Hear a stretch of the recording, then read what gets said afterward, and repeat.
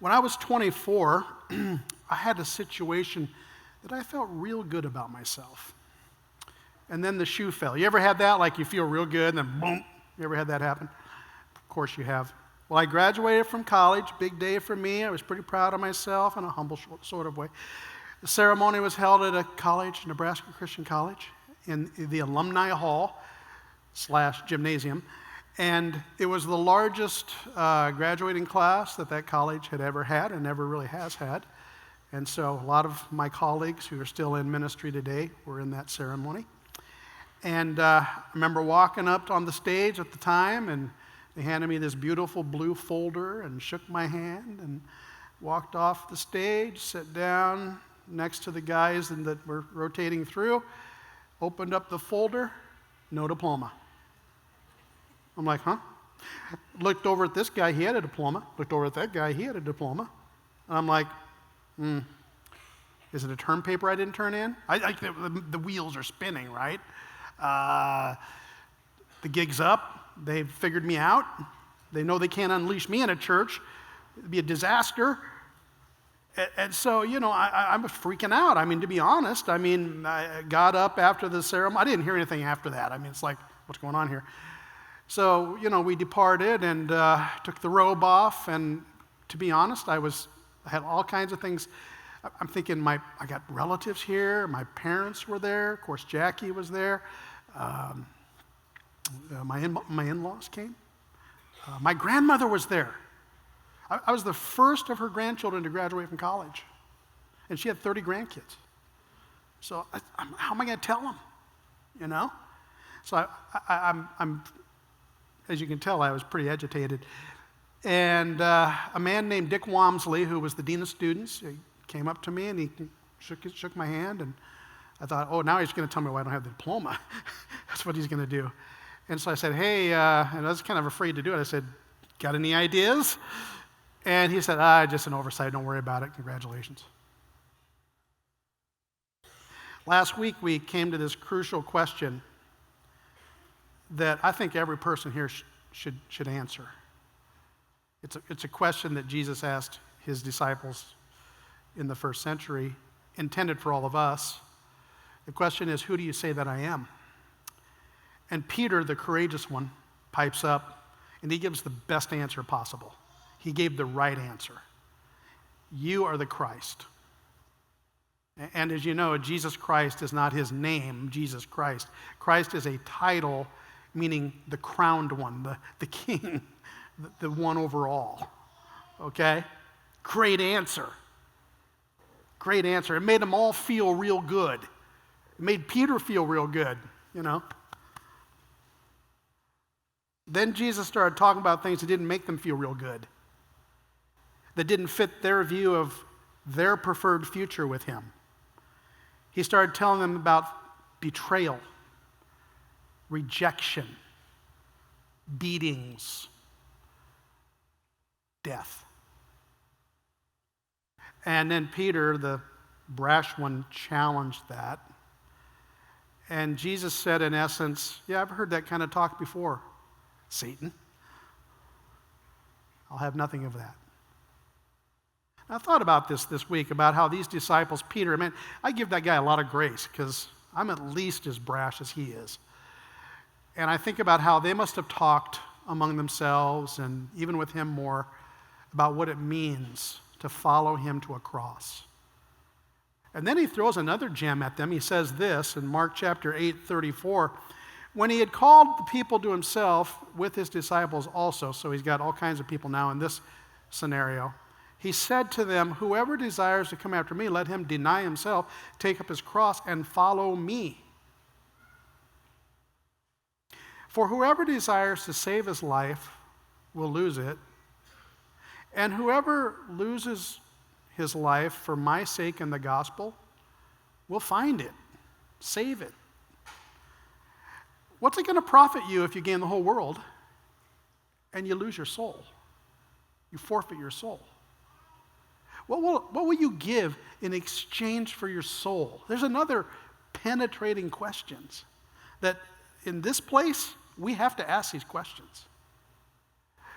What would you give for your soul? Because I'm telling you, there's all kinds of options, and you know this.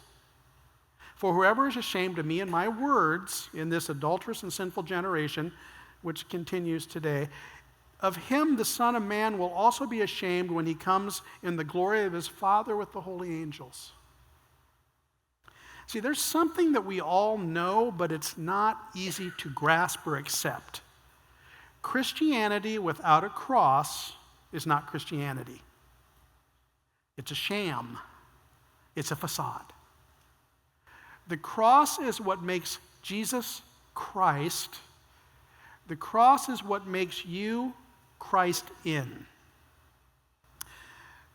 As you already know, during this month, we're transitioning into this series we're calling Paper Kings.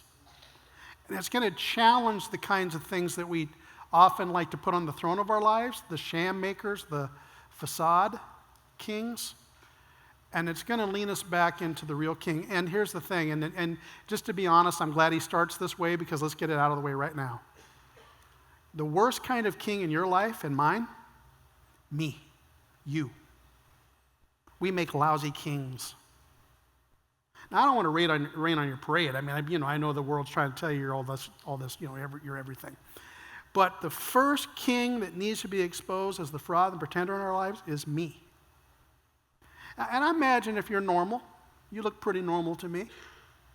I imagine for the rest of your human life, you will struggle with you on the throne, even after you put Jesus there.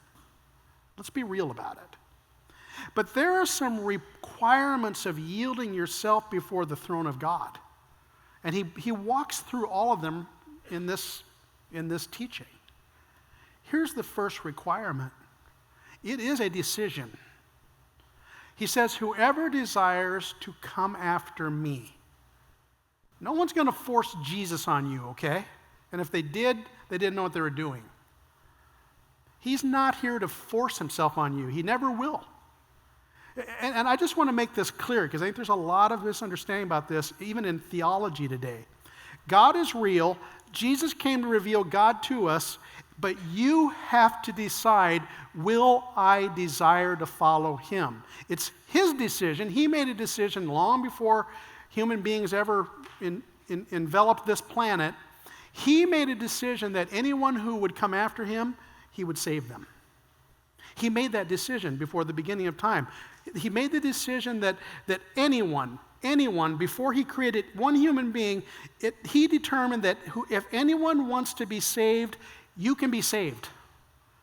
No one, you're not like some select person that God said, I'm going to save them, I'm going to leave out the billions others. Anyone. That was his decision. But it's also your decision. It's a personal choice. If anyone desires to come after me, that's a choice that's so big that it focuses your choice on one person in the history and forward thinking in the eternity of beings, and that's Jesus. But that requires something else. It requires denial. Whoever desires to come after me, let him deny himself. Today I want to challenge you to question everything about yourself. Because according to Jesus, denial is the surrender point of following him. And who knows? Maybe you feel real good about yourself. And maybe you should. I don't know. Maybe you've had some recent accomplishment or something good's happened in your life. That's different. That's just life working. Maybe you don't feel so good about yourself. That's life. But I hope they're not hurt. But denial of self is a big deal. And it will continue to be a big deal because it's my greatest hindrance to following him. Paul, who was one of the epic followers of Jesus who wrote much of the New Testament, he really identified in him the real issue. And that means it's an issue that we have to identify too. And he's talking about how sin takes over our lives and what it does to us. And And you have to understand this in order to understand what denial is. Romans 7 says, I do not understand myself, he writes. I want to do what's right, but I don't do it. Instead, I do the very thing I hate. You ever been there? Like, I want to, you can name it. I want to get clean, but I just can't. I want to treat my spouse differently, but I want to, you name it. I want to love that guy, but he's, I just can't get there. When I do the thing I do not want to do, it shows me that the law is right and good. It just shows that God's right about us. So I'm not doing it. Sin living in me is doing it. I'm letting sin take control of my life and have reign in it. I know there's nothing good in me, that is in my flesh, the way I live my life apart from God. That's what that means. For I want to do good, but I do not. I do not do the good I want to do. Instead, I'm always doing the sinful things I don't want to do. Have you noticed that our culture is not real big on self-denial? And I don't think I have to give any examples. But the fact is, and if you're honest with yourself, because self-denial requires this, you know that you struggle with self-denial. That, pride is a big thing for all of us. And the fact is, we tend to be very self-centered human beings. Everything in this world directs us to that. Virtually every form of entertainment, every Disney movie, everything. Be yourself, love yourself, see yourself, be seen. You are great. Well, you're okay, but you're a lousy God. And so am I. Denial requires I say no to myself because there's a better one, and it's Jesus. And you know what? Denial, to get there, you know what it requires? You may not like this. Death. Yeah. It includes death. That's what he says. If anyone wishes to come after me, let him deny himself and carry a cross. Take up a cross. Now, this is where 99% of the people who were following him in the first century said, nah, no thanks. Sayonara. Yeah. Adios, amigos. I'm out. I mean, and by the way, it's probably where we're going to check out, many of us, in this culture today. Because frankly, they didn't want anything to do with any crosses. Because when he started talking about crosses, he wasn't talking about $300 pieces of jewelry on our body or some kind of $1,500 tattoo on our thigh or something like that. I mean, he was talking about the real thing. Like, I don't know about you, but I often spiritualize a cross. Like what I'll do is I'll say, well, I got to bear my own cross, my cross, whatever my cross is. And usually it's a pretty weak thing, like it's some kind of wimpy thing, right? I've got my cross to bear. And there are crosses we bear. Look, we carry crosses, but there's only one worth bearing, and that's his. And let's talk about that, because there's more to it. The point Jesus is making here is not to compare a cross to some burden that I'm bearing in life. The cross he's talking about is where something dies. Okay, so what dies on his cross? And it's our cross too, because we're bearing his cross.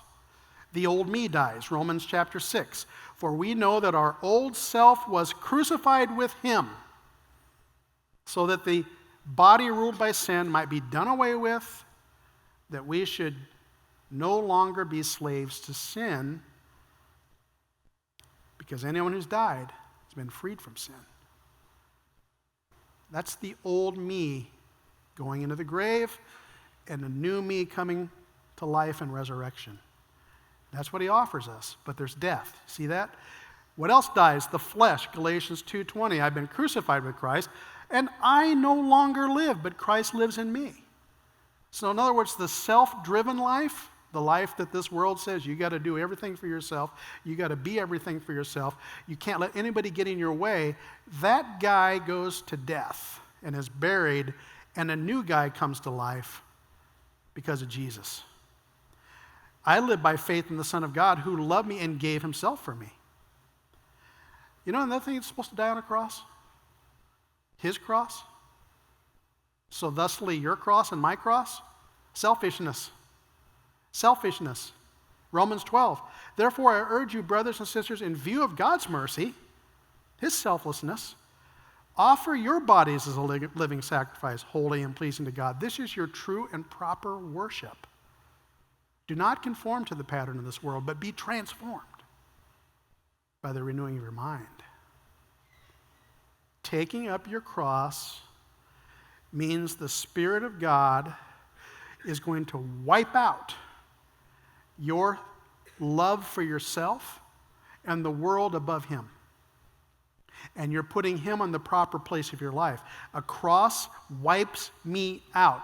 The cross erases the person I want to be, that this world tells me I should be, and it gives me a new life where I become a person he wants me to be.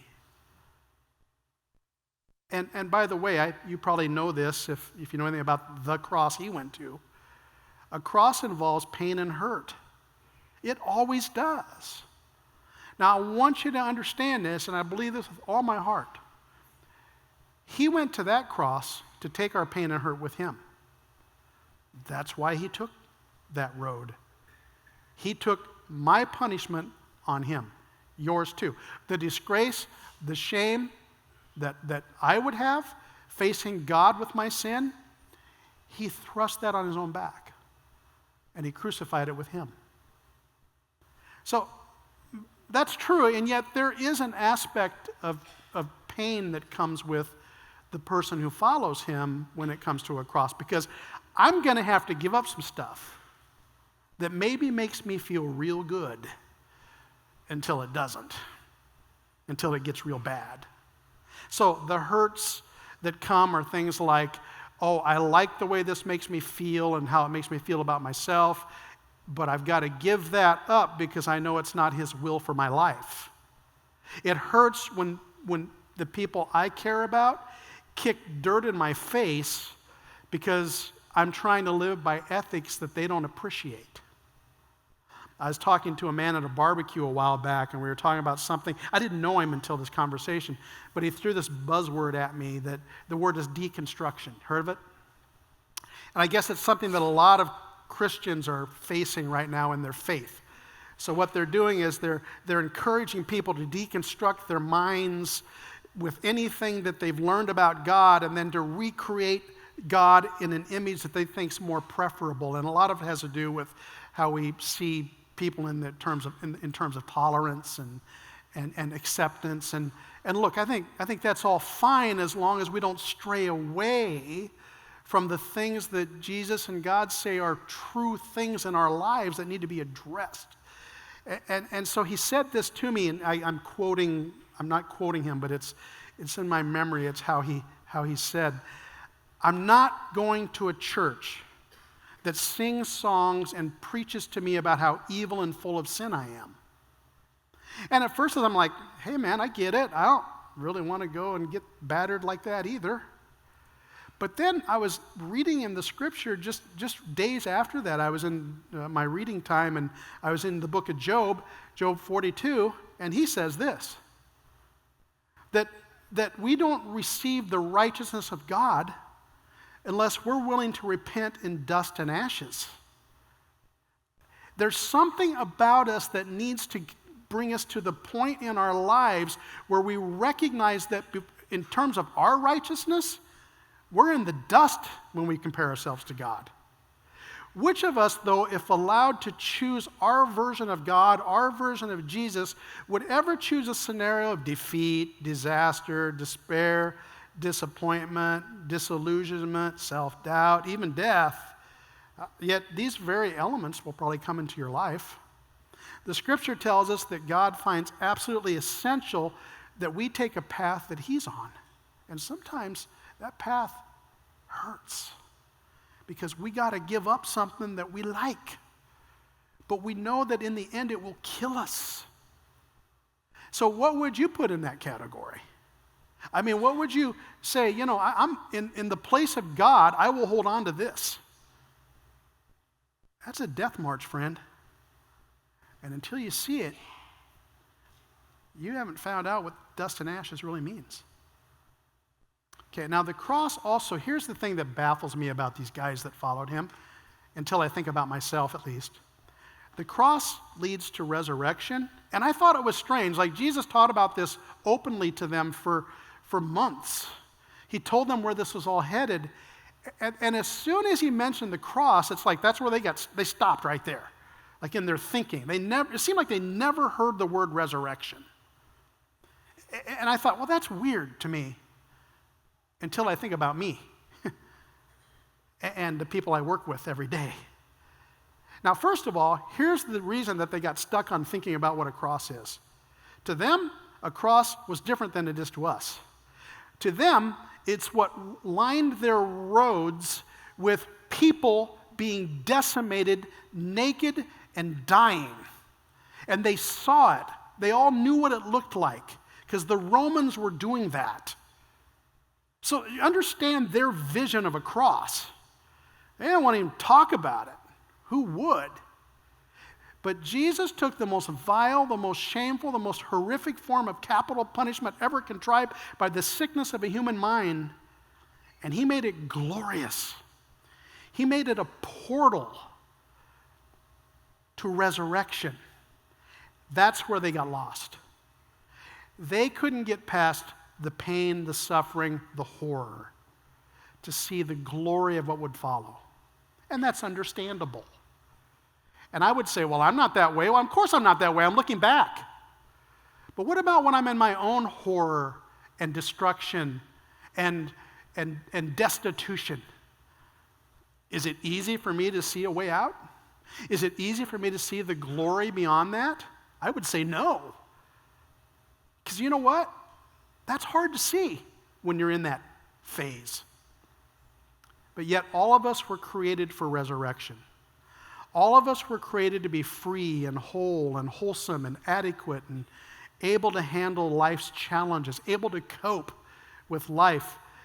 In our desire to create saviors, though, we contrive images of Moanas and Batmans and Elsas and Iron Men and Wonder Women and whatever trendy superstar you'd like to attach to.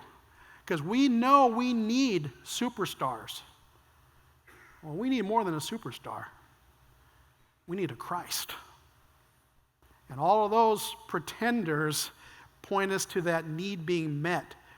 Jesus says it's met in a couple stages. This is a passage that moved my life 40 years ago, and I guess I would say it's my life passage, the one that I go back to so often. It's Matthew 11:28 through 30. His invitation is this: come to me, all who are weary and burdened, and I will give you rest.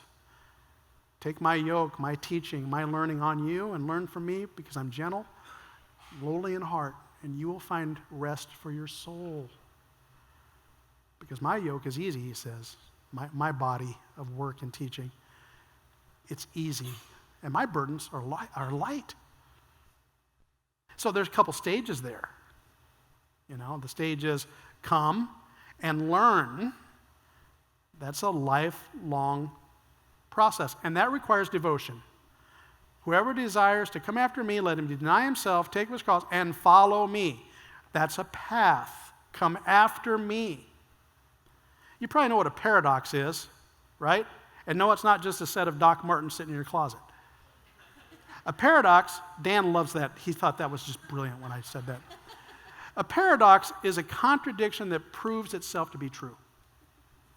And this is the greatest paradox that Jesus ever stated. Whoever desires to save his life will lose it. Whoever loses his life for my sake and the gospel's will save it. And then he asks this question, great question.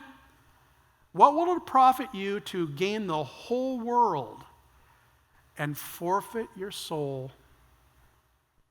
What will you be willing to give up in exchange for your soul? And really the answer is, in our world, in our culture, in our day, and every day since the fall of man until Jesus returns, the answer is this. People will they'll do all kinds of things and forfeit their soul. All kinds of things. And I think he's asking us, will I deny myself of what the world offers me in pleasure and cheap trinkets, and will I follow the one who says he can give us the glory of what God has for us. And why would someone choose that path? I mean, really, this is a question that we should probably ask. Why would I? Why would I give up so much of what the world offers if it means that I can get something else? Because that something else is my soul. My soul wrapped up in the glory and presence of God for eternity. That's what it means.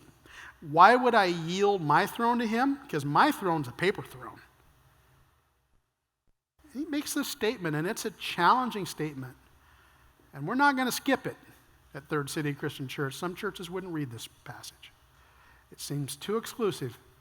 It seems too hard. I'm going to read it.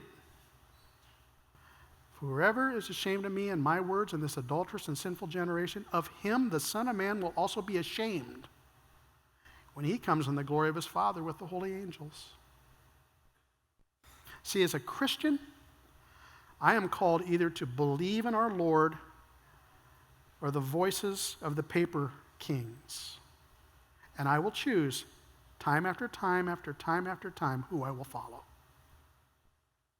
There's an old saying that goes like this: your best resolutions must be wholly waived. Your highest ambitions be crossed. You need never to think you'll ever be saved until you've learned that you're lost. Lord, you are challenging us in ways that nothing in this world could ever even approach. When you offer yourself to humanity, you certainly didn't do it in a cheap or meaningless way. No, you went to a cross. And if we don't grasp that, and if at some level we don't come to a point where we kneel before you in the dust and ashes, I don't think we've ever really approached the place that we need to be.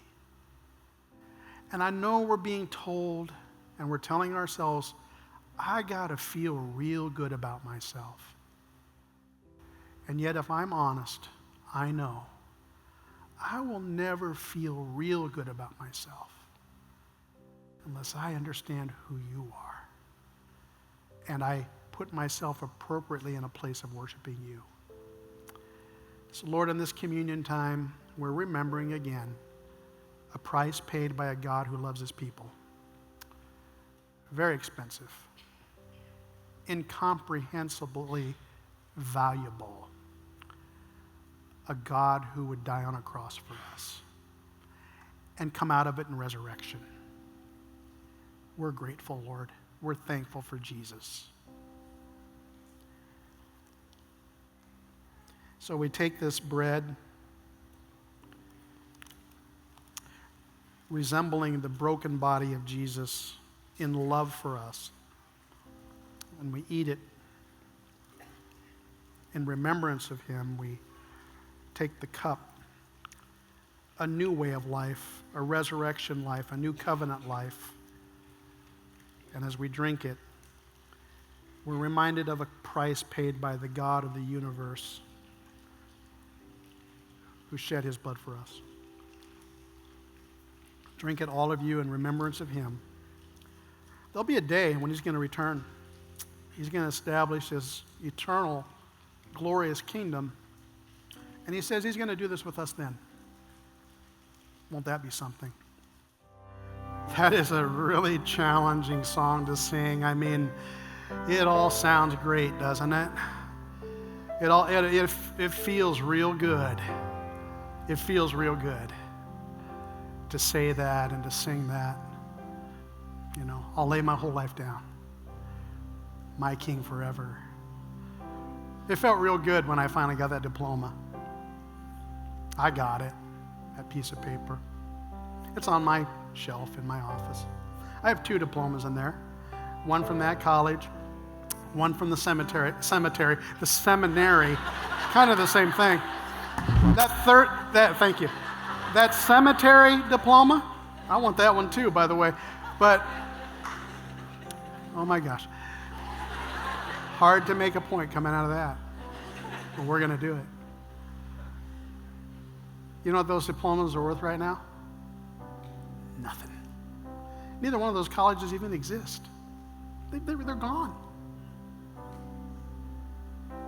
I felt real good about myself. You know what really feels good? And I'm just being honest with you. It's that for 40 years, I've been on a path to Jesus. It feels good. And has it been easy? No. Have there been sacrifices? Oh, yeah. You know what I'm talking about. But listen, it's worth it.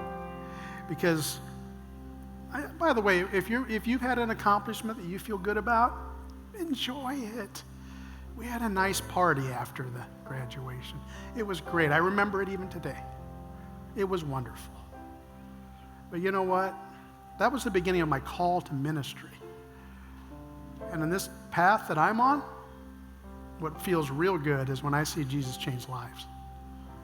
I get to see that every day, where he steps into your life and something comes to life, something dies, something's raised. Jesus, the throne of kings, me as the follower. And he's shown me over and over again that it's not necessary for me to die on a cross. It's necessary for me to die on his. There's a difference, friend. It's the gospel that we live for. It's his cross. His cross is enough. Every day, day after day, I have the honor of witnessing people dying on his cross, and it is glorious. And for you, maybe you today, you got to go there. And if it means dust and ashes so you can see who he really is, so be it. And we're here to help with that. So if God's moving you that way, if you know you need to center your life in worship of the true King, the real King, we have a place called The Hub at our exits. Stop there and say, I'm ready to take this step with Jesus. Just lead me on. Where you lead me, I will follow. I'll lay my whole life down before you.